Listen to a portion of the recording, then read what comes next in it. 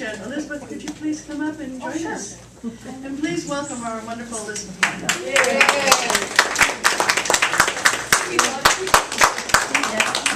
Well, luckily I had my notes in my purse from last week, so. But you know, here I am, I'm looking over at this beautiful crowd of people, and I know that each one of you is a spiritual warrior, and each one of you is going to be activated by this eclipse. This eclipse is one of the most powerful eclipses for our nation. Our president's rising sign is 28 degrees of Leo, and the eclipse is at 28 degrees of Leo. Wow. Now, the first degree, the rising sign, is your body, who you are. And he was born with Regulus, the kingmaker, the star Regulus, on his ascendant.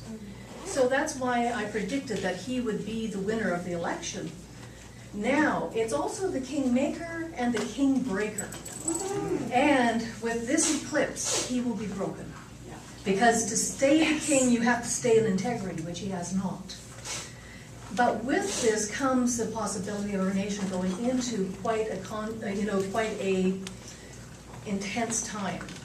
This is the first eclipse that's gone through the United States in 100 years. Wow. It was like 1918, and that's when we had the Spanish flu. 600,000 people died. So whenever an eclipse goes across a nation, that nation is the one that is challenged. And we, all of us spiritual warriors here, we're out of school now. We're going to be all in the field doing the work, you know. And it's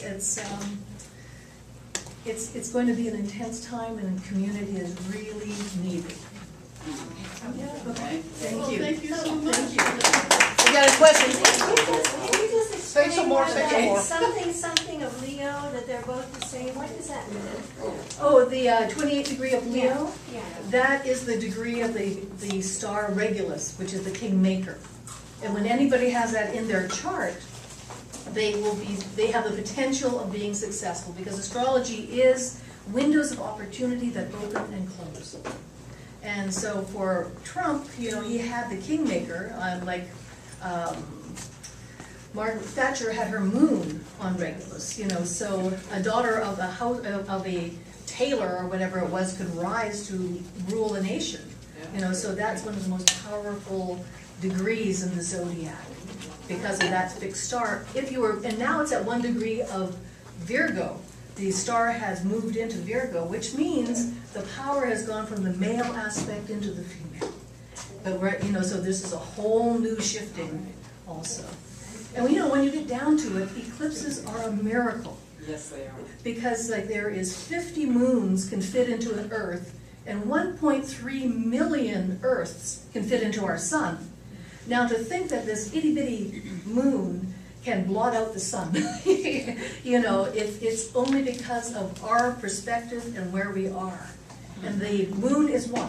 It is the unconscious. It is the female. It is that whole activity there. Yes? When are we going to be able to see the eclipse? It's on the 21st, Right, but like what time? around 11:30 AM or PM? a.m., yes, in the morning.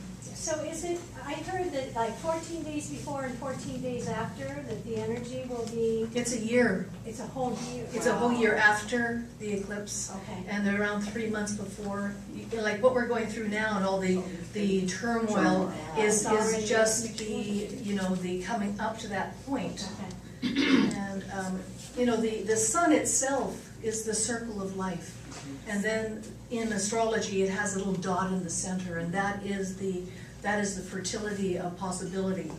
You know, and then the moon is represented by the crescent. Well, you take that circle, you break it in half, and then you put it together and you have the crescent sign. And that shows you that we're in this dualistic, you know, realm, that we as beings of light get to choose what we do. I mean, we have the roadmap, which is your astrology chart, but how you get to travel that chart is up to you. Yeah. Thank you. Thank you. So when you talk, so when you talk about feeling the effects for up to a year after, what do you? I should say that personally, for people, unless you have it exactly at 28 degrees, it won't really affect you. This has more to do with nations and kings and queens, people in power. Yes. Thank you. Thank you.